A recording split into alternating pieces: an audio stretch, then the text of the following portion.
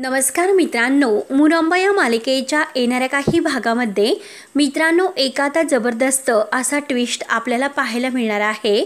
ज्या क्षणाची तुम्ही इतक्या आतुरतेने वाट पाहत होतात तो क्षण मालिकेमध्ये तुम्हाला लवकरच बघायला मिळणार आहे।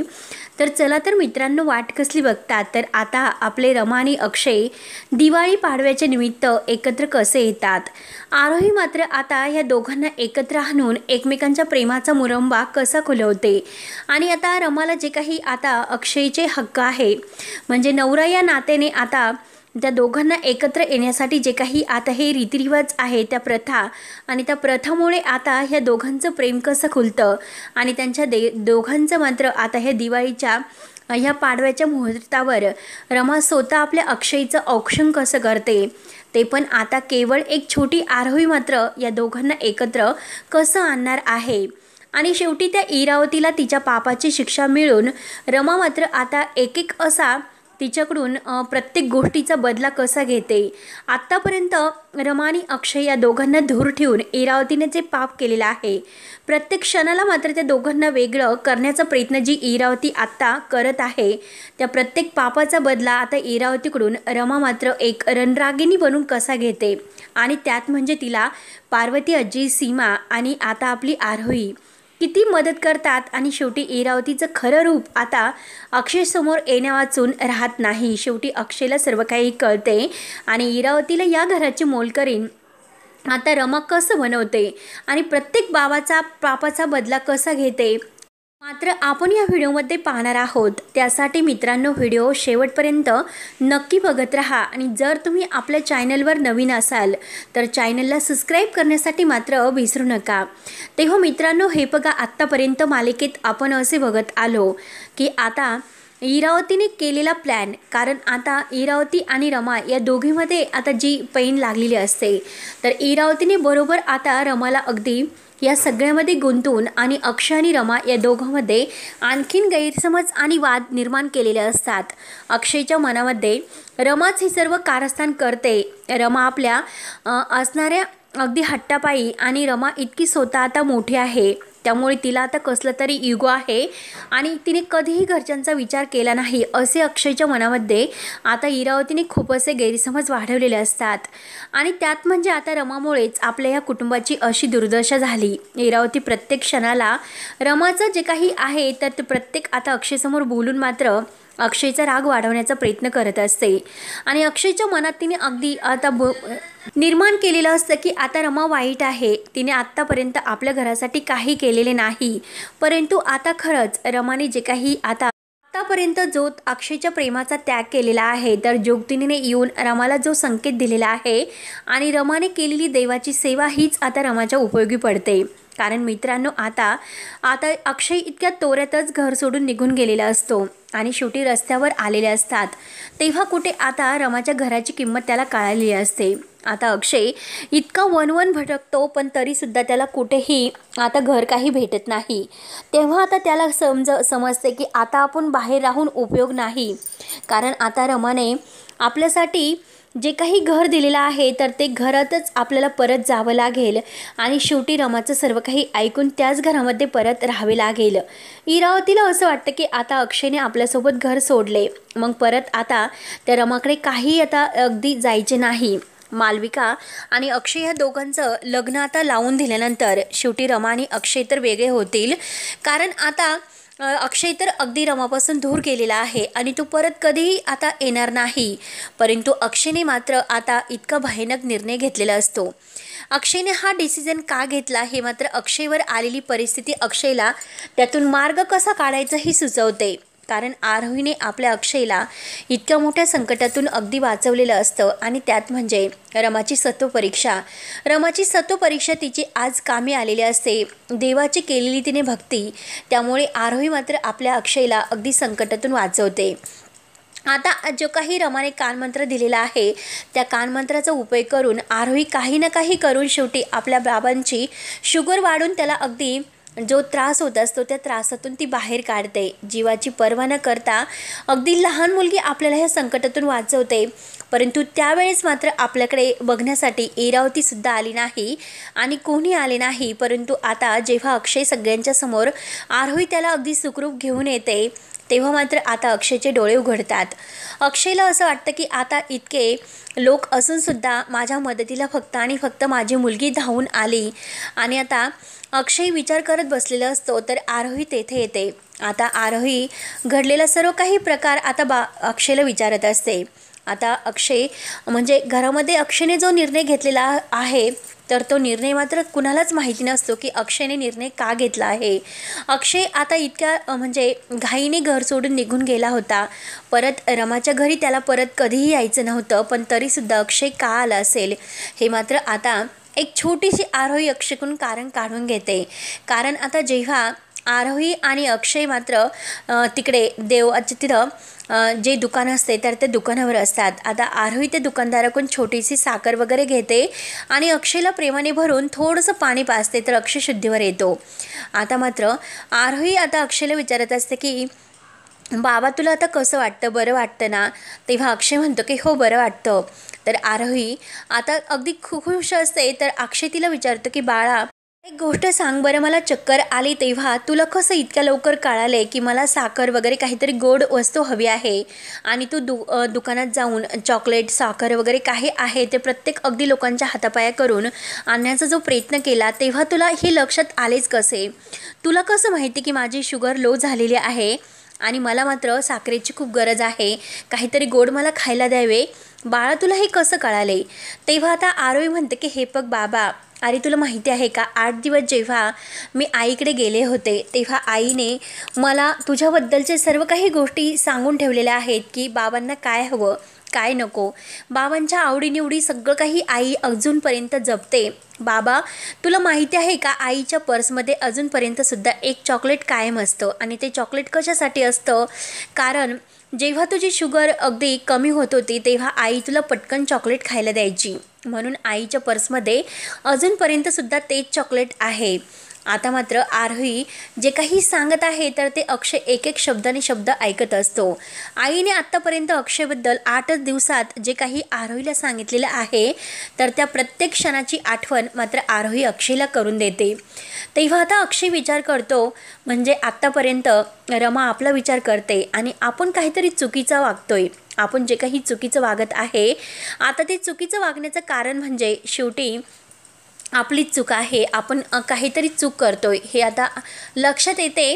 कारण आरोहीने रमाबद्दल आपल्याला 8च दिवसात इतकं सर्व काही सांगितले. आरोही रमाला ओळखू शकली पण आपण रमाला कुठेतरी ओळखण्यात कमी पडलो याची आता अक्षयला जाणीव होते. म्हणून अक्षय आता ठरवतो की कुणाशी काही न बोलता परत घरी येण्याचं. कारण आता रमाच्या घरामध्ये राहून मात्र आपल्याला कोण खरं आणि कोण खोटं हे जाणून घ्यायला हवे. कारण रमासुद्धा आपल्याला अनेक वेळा तेच सांगण्याचा प्रयत्न करते की खरं काय हे तुम्हाला माहिती नाही आणि जेव्हा तुम्हाला खरं कळेल त्या दिवशी तुमच्या पायाखालची जमीन सरकेल. परंतु आपण तिचं ऐकून घ्यायला तयारच नसतो. आपण प्रत्येक वेळेला तिचा अपमान करतो, प्रत्येक वेळेला तिचा दोषी ठरवतो. मग नक्की यामागे काहीतरी कारण असेल. म्हणून आता अक्षय आरोहीचं ऐकून मात्र आणि रमाच्याबद्दल जे काही आहे तर ते प्रत्येक गोष्ट ऐकून तो घरी येण्याचं ठरवते. परंतु आता अक्षय आणि इरावती हे सगळेजण परत घरी येत आहे हे समजल्यानंतर रमाला खूप असा आनंद होतो. रमा घाईने देवाला हात जोडते आणि म्हणते की देवा खरंच आता मात्र इरावतीला धडा शिकवण्याची वेळ आलेली आहे. आता मी हारणार नाही. आता मात्र मी त्या इरावतीला दाखवून देणार की रमा अक्षय कधीही वेगळे होऊ शकत नाही आणि होणारसुद्धा नाही. कितीही कोणी त्यामध्ये आले तरीसुद्धा रमा अक्षयचं कुटुंब एकत्र राहीलच. आता रमाने ठरवलेलं असतं की आता अगदी पहिल्या रमासारखं न वागता कडक आणि अगदी असं इरावतीला धडा शिकवेल असं काहीतरी वागायला हवे. आता अक्षय जरी समोर असले तरीसुद्धा मला हे नाटक करावेच लागेल. अक्षयच्या मनामध्ये कितीही माझ्याविषयी राग जरी निर्माण झाला तर इरावतीला आता या घरातून जर बाहेर काढायचं असेल तर मात्र आपल्याला हे सर्व करावेच लागेल. म्हणून मात्र आता रमा जेव्हा हे सर्वजण घरी येतात तेव्हा आता अक्षय म्हणतो की हे बघ ए बाई, आम्ही सगळं काही तुझं ऐकायला तयार आहोत. आता फक्त आम्हाला या घरामध्ये राहून दे. तर आता इरावती, मालविका आणि तारा पार्थ यांचा तर अगदी जळफाट होतो. परंतु तारा पार्थला काय हवं असतं? शेवटी त्यांना चैन आणि आईश. त्यांना फक्त आता घरामध्ये मस्त एसीमध्ये बसून मोबाईल वगैरे बघणं हेच हवं असतं. म्हणून त्यांना सुद्धा आनंद होतो की घरी आपण परत आलो म्हणून. परंतु मालविका आणि इरावती या दोघींचा खूप जळफाट होतो की आपण परत ह्या अक्षयच्याच घरात, या तिच्या बायकोच्या घरात आलो म्हणजे रमा आणि अक्षय या दोघांचं पुन्हा काहीतरी एकत्र येऊन ते म्हणजे एकत्र येतील. मग आता आपल्याला ज्या क्षणाची भीती होती परत तेथेच आलो. मग शेवटी आता रमा हे चॅलेंज जिंकेल की काय? तर आता रमा म्हणते की हो, जर तुम्हाला या घरामध्ये राहायचं असेल तर काही नियम आहे, ते नियम तुम्हाला फॉलो करावे लागतील आणि तरच मात्र तुम्हाला या घरात यावे लागेल, नाहीतर तुम्ही अन्यथा जाऊ शकतात. रमाने आता कठोर निर्णय सांगितलेला असतो आणि एकतर घर कुठेही भेटत नाही. अक्षयने खूप वणवण करून सुद्धा कुठेही घर त्याला मिळालेलं नसतं आणि शेवटी आता तो म्हणतो की ए बाई, तुझे जे काही नियम असतील ते नियम आम्ही सर्वजण फॉलो करायला तयार आहोत, परंतु आम्हाला या घरामध्ये राहून दे. आता इरावती म्हणते की अक्षय, अरे तू कशाला ह्या बाईसमोर हात वगैरे पसरतो? काय गरज आहे? त्यापेक्षा आपण इकडे बाहेर कुठेतरी राहूयात आणि एक दिवस बाहेर राहिलो तर काय फरक पडतो? उद्या आपल्याला घर भेटेल. तेव्हा आता अक्षय म्हणतो की हे बघ आत्या, ह्या फक्त बोलण्याच्या गोष्टी आहे, कारण मी अगदी घर शोधण्यासाठी वणवण भटकलो तेव्हा माझी काय अवस्था झाली असेल. आणि माझी आरोही माझ्यासोबत आहे आणि आरोहीला तिच्या आईने दिलेला तो कानमत्र, म्हणून आज मात्र मी तुमच्यासमोर उभा आहे. जर मी एकटा तेथे असतो तर आज मला टेम्पोने ओढून दिले असते आणि माझी काय अवस्था झाली असते हे तुम्हाला काय सांगणार. तेव्हा हे ऐकून पार्वती आजी आणि सीमा यांचे अगदी त्यांना धक्का बसतो. अक्षयची काळजी लागते, परंतु इरावतीला काही फरक पडत नसतो. इरावती फक्त अक्षयसमोर हे सर्व नाटक करते. तर रमा म्हणते की ठीक आहे, तुम्हाला जर राहायचे असेल तर मात्र या घरात अगदी नियम आहे ते फॉलो करावे लागतील. तर आता इरावती म्हणते की मला मान्य नाही, परंतु अक्षय म्हणतो की मान्य करावे लागेल. तर शेवटी इरावतीचा काही पर्याय नसतो आणि शेवटी रमा म्हणते की जर तुम्हाला या घरामध्ये यायचं असेल तर मात्र आता इरावती मॅमला सुद्धा या घरातील प्रत्येक काम आता करावं लागेल, कारण फरची पुसणं, स्वयंपाक करणं आणि जे काही हवं नको ते सगळ्यांना पाहणं, इरावती आणि मालविका हे दोघींना सुद्धा हे काम करावे लागतील. आता रमाने ठरवलेलं असतं राणीच्या मदतीने मात्र आता इरावती आणि मालविका या दोघींना घरची मोलकरीण बनवायचं, कारण राणीची आता रमाला साथ असते, म्हणून रमा आता कणखर बनलेली असते. आता मात्र शेवटी पर्याय नसल्यामुळे सगळेजण घरामध्ये राहायला तयार होतात आणि आता येतो म्हणजे दिवाळीचा सण. आता दिवाळीच्या सणाच्या जे काही गमती जमती आहे तर पार्वती आजी आणि सीमा ह्या दोघी गप्पा करत असताना आरोही तेथे येते. आता आरोहीला खूप असा आनंद होतो की आपला अक्षय रमा परत एकत्र घरी आलेले आहेत. मग आता लगेच पार्वती आजी म्हणते की आरोही, अगं बाळा चल, आज मात्र सकाळी सकाळी लवकर आंघोळ करायची, उठणं वगैरे लावायचं. तर आरोही विचारते की अगं आजी, उठणं वगैरे काय असतं? तेव्हा आता पार्वती आजी म्हणते की अगं, जेव्हा आम्ही सगळेजण एकत्र होतो, आमची फॅमिली सर्व एकत्र होते, तुझे आई वडील एकत्र होते, तेव्हा मात्र आमच्या मुकादमांच्या घरामध्ये दिवाळीचा सण अगदी दणक्यात साजरा व्हायचा. तेव्हा आता आरोही सगळं काही विचारून घेते. पार्वती आजी आणि सीमा तिला सगळं काही गप्पा गोष्टी आत्तापर्यंत घडलेले क्षण अगदी सांगतात आणि आता इरावती मात्र मस्त तिथे फरची वगैरे पुसत असते. शेवटी तिच्याकडे पर्याय नसतो. जर आपण हे काम केले नाही तर आपल्याला घराच्या बाहेर जावे लागेल. आता मात्र रमाचे ते सर्व नियम असतात. आता पार्वती आजीला हसू येतं असतं. पार्वती आजी आता म्हणतात की बरी बरी अशीच पाहिजे, कारण माझ्या रमाला घराच्या बाहेर काढण्याचा प्रयत्न करते आणि रमाने अक्षयला दूर करण्याचा प्रयत्न करते. अगं इरावती, अजून तर काही नाही, परंतु अजून तुझ्या वाटेला खूप काही भोग येणार आहे. ते पापाचे भोग तुला भोगावे तर लागतीलच. इरावतीला खूप राग येतो. इरावती धावून आता पार्वती आजी आणि सीमा यांच्यावर जाते. तोच तेथे रमा येते. रमा म्हणते की हे बघ इरावती आत्या, लायकीत राहायचं आणि मी सांगेल तेच करायचं. येथे या घरामध्ये तुम्ही कुणावर हात नाही उगारू शकत आणि जर तुम्हाला या घरामध्ये राहायचे नसेल तर तुम्ही जाऊ शकतात.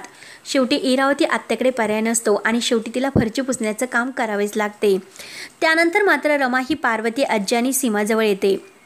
आता मात्र या सगळ्यांना मागचे दिवाळीचे सर्व क्षण आठवतात. आरोही म्हणते की अगं आई, उठणं काय असतं गं? आणि हे बघ अगं, म्हणजे तू सुद्धा बाबांचं औक्षण वगैरे करत असतील. मला आजीने सर्व काही दिवाळीच्या सणाबद्दल सांगितलेलं आहे. मग आई, तू बाबाला औक्षण का करत नाही? आणि हे बघ ना आई, अगं तू गळ्यामध्ये मंगळसूत्र का घालत नाही? मंगळसूत्र घाल ना गं आई. अगं बघ ना, बाबा इतके छान आहेत आणि तुझं त्यांच्या नावाचं मंगळसूत्र घालायला नको का? आता रमा आणि अक्षय नावाचं जे मंगळसूत्र आहे तर त्या मंगळसूत्राची आता तिला आठवण होते. आणि शेवटी मात्र आता ह्या रमा आणि अक्षय नावाचं जे मंगळसूत्र आहे तर ते मात्र रमाने अजूनपर्यंत जपून ठेवलेलं असतं. आता ते मंगळसूत्राची तिला आठवण झाल्यानंतर ती बॅगमधून ते मंगळसूत्र काढते आणि आता ते बाहेर म्हणजे तिथे ठेवत असते. तिच्या डोळ्यातलं पाणी आरोहीने पाहिलेलं असतं. आरोही आता मनात ठरवते की आता मात्र किती काही झाले तरी बाबांच्या हातून मात्र हे मंगळसूत्र आता आपल्या आईला घालायचे आणि आई आणि बाबा ह्या दोघांना आज मात्र एकत्र आणायचं. आता दिवाळीच्या सणासाठी आता उठण्याचा कार्यक्रम असतो. आता पार्वती आजी सगळं काही सांगते. तेव्हा मात्र आता पार्वती आजी ही अक्षयला म्हणते की अक्षय, तुला उठणं लावायचे असेल तर तू घरच्या लक्ष्मीच्या हाताने लावून घे. आता अक्षय म्हणतो की माझी आरोही आहे ना, ती लावेन मला. आरोही तर हट्टाला पेटलेली असते की काही झाले तरी बाबा तुम्हाला आईच्याच हाताने उठणं लावावं लागेल. शेवटी आता अक्षयला रमा ही अगदी प्रेमाने उठणं लावते. मालविकाचा आणि इरावतीचा खूपच जळफळाट होतो, परंतु त्यांना बोलण्याचे जे काही चान्स आहे तर ते पूर्णपणे आता बंदच होतात. त्यांचे पूर्ण प्लॅन फ्लॉप होतात. त्यानंतर मात्र आता हे तार आणि पार्थ असतात तर ते इरावती आत्याला मदत करण्याचं ठरवतात. परंतु आता रमा ठरवते की आता ह्या दोघांना शेवटी इरावतीच्या आत्याच्या या कब्जामधून बाहेर काढावंच लागेल, त्यांचे डोळे उघडावे लागतील. म्हणून मात्र आता इरावती आणि मालविका फरची पुसल्यानंतर आत येतात. आता आतमध्ये आल्यानंतर आता ह्या आरोहीचं काहीतरी आपल्याला करावे लागेल, कारण ही आरोही तिच्या आई आणि बाबांना लवकरच एकत्र आणण्याचा जो काही प्रयत्न करत आहे त्यासाठी आरोहीला आपला धडा शिकवावा लागेल. आणि जर ह्या आरोहीला आपण धडा शिकवला, तिला जन्माची अद्दल घडवली तर मात्र ह्या रमा आणि अक्षयला कोणीही एकत्र नाही करू शकत. त्यासाठी आता फटाक्याचा जो काही धमाका मात्र इरावतीने करून ठेवलेला असतो. आता तारा पार्थला तिने समजावून ठेवलेलं असतं. आता आरोहीला फटाके वाजवण्यामध्ये मग्न करायचे आणि जी फटाक्यांची लढ आहे तर ती आरोहीच्या हातात वाजून मात्र आरोहीला काहीतरी अगदी दुखापत करायची. तेव्हा मात्र आता ठरलेल्या प्लॅनप्रमाणे पार्थ आणि तारा तयारच असतात. आरोही बिचारी लहान असते, तिला आता हे सर्व काही कार्यक्रम एन्जॉय अगदी मस्त वाटत असतो. त्यामुळे मात्र आता आरोहीचा ठरलेला जो काही प्लॅन असतो आता हा रमाला माहिती झालेला असतो.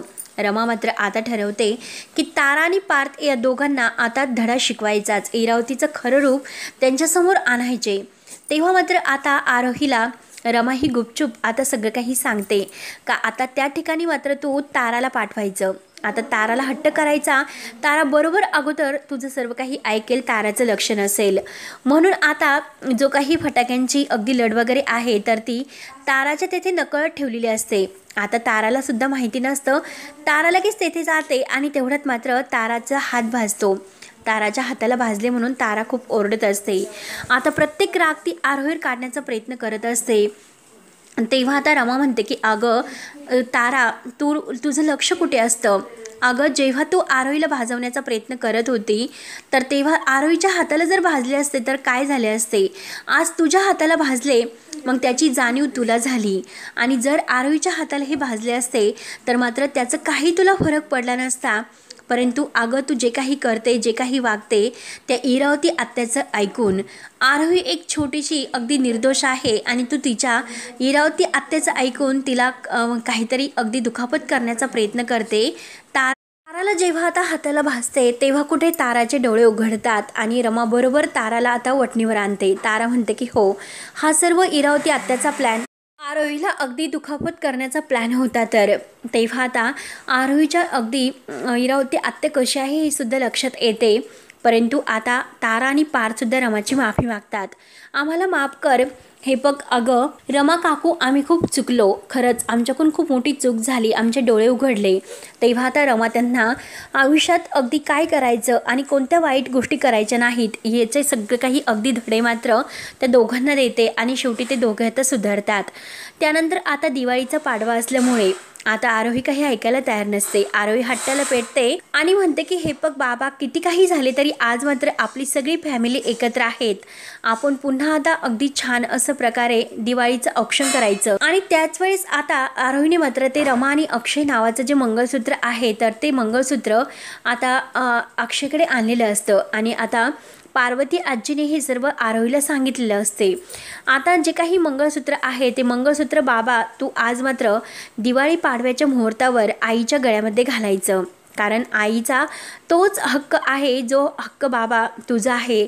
तेव्हा मात्र आता अक्षय रमाकडे पाहत असतो. आता रमासुद्धा अक्षयकडे पाहत असते आणि रमाला मात्र आता ह्या क्षणाची आठवण अगदी होत असते, प्रत्येक क्षणाची. परंतु अक्षय थोडासा रागावलेलाच असतो, कारण अजूनपर्यंत इरावती आत्याबद्दल फक्त काही ना काही थोडेसे धागेदोरे अक्षयच्या समोर येत असतात. त्यानंतर मात्र आता अक्षय हा रमाकडे पाहतो. शेवटी आरोहीच्या हट्टापायी तो आता रमाच्या गळ्यामध्ये ते मंगळसूत्र घालतो. परंतु इरावती आत्याचा खूप जळफाट होतो. इरावती आत्याला असं वाटतं की आता नक्की काहीतरी करावे लागेल, नाहीतर ही आरोही मात्र या दोघांना एकत्र आणल्याशिवाय राहणार नाही आणि शेवटी आपलीच या घराच्या बाहेर हकलपट्टी होईल. आता आपल्याला काहीतरी असं करावंच लागेल. तेव्हा आता रमा तेथे येते. रमा आता इरावती आत्याला म्हणते की आता काही करून उपयोग नाही, आता किती काही करा परंतु रमा आणि अक्षय कधीही वेगळे नाही होऊ शकत. आता अक्षय म्हणतो की नक्की काहीतरी कुठेतरी आता सत्य दडलेलं आहे, काहीतरी आपल्यापासून लपवलं गेलेलं आहे आणि आपण खोट्या याच्यावर विश्वास ठेवलेला आहे. आपल्या नजरेआड मात्र काहीतरी असं घडून गेलेलं आहे की ज्यावर आपला गैरसमज झालेला आहे. आता अक्षय सर्व काही अगदी विचार करतो आणि आता पार्वती आजीसुद्धा अक्षयला म्हणते की अक्षय, अरे तू खूप चुकतोस, कारण तू रमाला ओळखण्यात चुकलेला आहे आणि आत्तापर्यंत रमाच्या बाबतीत जे काही निर्णय आहे ते घेण्यातसुद्धा तू चुकलेला आहे. रमाने आत्तापर्यंत तुझ्यासाठी, या घरासाठी आणि घरातील प्रत्येकासाठी त्यागच केलेला आहे. तिच्या अगदी त्यागाची किंमत तू तिला द्यायला हवी. आणि हे बघ, आज मी तुला सांगते, इरावतीवर विश्वास ठेवू नको. इरावतीने आत्तापर्यंत तुला आणि रमाला वेगळं करण्यासाठी काय काय कारस्थान केले आणि हे बघ मलासुद्धा किडनॅप केले, परंतु आरोहीच्या जीवासाठी. तिने मला अगदी आरोहीला मारण्याची धमकी दिली होती, त्यासाठी मला खोटं बोलावं लागलं की रमाने मला किडनॅप केले हे तुला सांगावे लागले. परंतु आज अक्षय, स्वतः मी तुला सांगते की ही आता इरावती आहे ती नीच बाई आहे. तिने आत्तापर्यंत तुला आणि रमाला आणि आपल्या घराला रस्त्यावर आणण्यासाठी खूप काही प्रयत्न केले, तुला आणि रमाला सुद्धा वेगळं केलं. त्यामुळे तू आता तिच्यावर विश्वास ठेवू नको. अक्षय, अजूनसुद्धा वेळ गेलेली नाही, डोळे उघड. ज्या रमाला तो दोषी मानतो ती रमा दोषी नाही. अरे ती तर त्यागाची मूर्ती आहे. आत्तापर्यंत तिने फक्त त्याग केला आपल्या कुटुंबासाठी, आपल्या मुलीसाठी आणि आपल्या नवऱ्यासाठी. त्यामुळे आता ही तुझी इथून पुढे जबाबदारी आहे की रमाला खूप आनंदात ठेव. आणि हे बघ, अरे तुला असं वाटतं की सीमाच्या अवस्थेला सुद्धा ही इरावती कारणीभूत आहे आणि इरावतीनेच तिला आता अगदी गोळ्या औषधं देऊन तिची अशी अवस्था केली. अरे अक्षय, जर तुला वाटत असेल तर तू डॉक्टरांना सुद्धा विचारू शकतो. अक्षयला काही कळत नसतं. अक्षय म्हणतो की अगं आजी, तू काय बोलतेस? आता पार्वती आजी म्हणते की हो अक्षय, मी जे काही बोलत आहे ते एकदम खरं बोलत आहे. त्यामुळे तू माझ्यावर विश्वास ठेव आणि रमाला परत अगदी तू मानाने स्वीकार. तुम्ही दोघंही परत एकत्र येऊ शकतात. अक्षय म्हणतो की नाही, रमाचं आता लग्न साईशी ठरलेलं आहे. तेव्हा आता रमा म्हणते की कोणतं लग्न? साईने माझ्यासाठी आत्तापर्यंत फक्त त्याग केला, त्यांचं माझ्यावर प्रेम होतं, परंतु माझं त्यांच्यावर कधीही प्रेम नव्हते. परंतु साईने कधी माझ्यावर जबरदस्ती केली नाही. माझ्या प्रत्येक आनंदाच्या क्षणाचाच त्यांनी विचार केला आणि आपल्या दोघांना एकत्र आणण्यासाठी साईने विचार केलेला आहे. साईच्या मनामध्ये माझ्याविषयीचं प्रेम असेल, परंतु आपल्या दोघांना वेगळे करण्याचं नाही. त्यामुळे आता मात्र हे बघा, अजूनसुद्धा वेळ गेलेली नाही. अक्षय, तुमचे माझ्याबद्दल जे गैरसमज झालेले होते ते सगळे इरावतीने अगदी केले होते आणि मी तुम्हाला ज्या दिवशी सोडून गेले त्या दिवशी का सोडून गेले याचा विचार तुम्ही करायला हवा होता, परंतु तुम्ही काही ऐकून घ्यायला तयारच नव्हता. तुम्ही फक्त आणि फक्त इरावती आत्याचं ऐकून राग डोक्यात घालून ठेवला होता. परंतु मी घर सोडण्याचं कारण मात्र माझ्या आरोहीचा जीव आणि माझ्या अक्षयचा जीव वाचवण्यासाठी, त्या दोघांना अगदी सुखरूप ठेवण्यासाठी मला इतका मोठा त्याग करावा लागला आणि त्या दिवशी मी घर सोडले. ते पण इरावतीच्या धमक्यामुळे मला हे सर्व सोडून जावे लागले. तेव्हा आता इरावती आत्या अगदी खाली मान घालून उभी असते. इरावती आत्याला असं वाटतं की आता आपलं काही खरं नाही, शेवटी आपल्या पापाची शिक्षा आपल्याला मिळाली. मग आता मात्र आपण अगदी इथून जायला हवे. म्हणून आता इरावती आत्याला जे काही खरं रूप आहे तर ते अक्षय समोर येते आणि अक्षय मात्र शेवटी आता इरावती आत्याला म्हणतो की आत्या, तू इतक्या खालच्या थराला जाऊन वागशील हे मला वाटलं नव्हतं. आता इरावती आत्याचं आणि मालविकाचं भिंग फुटल्यामुळे मात्र आता खरा चेहरा अक्षय ओळखतो आणि त्या दोघींची मात्र आता या घरातून कायमची हक्कलपट्टी करतो.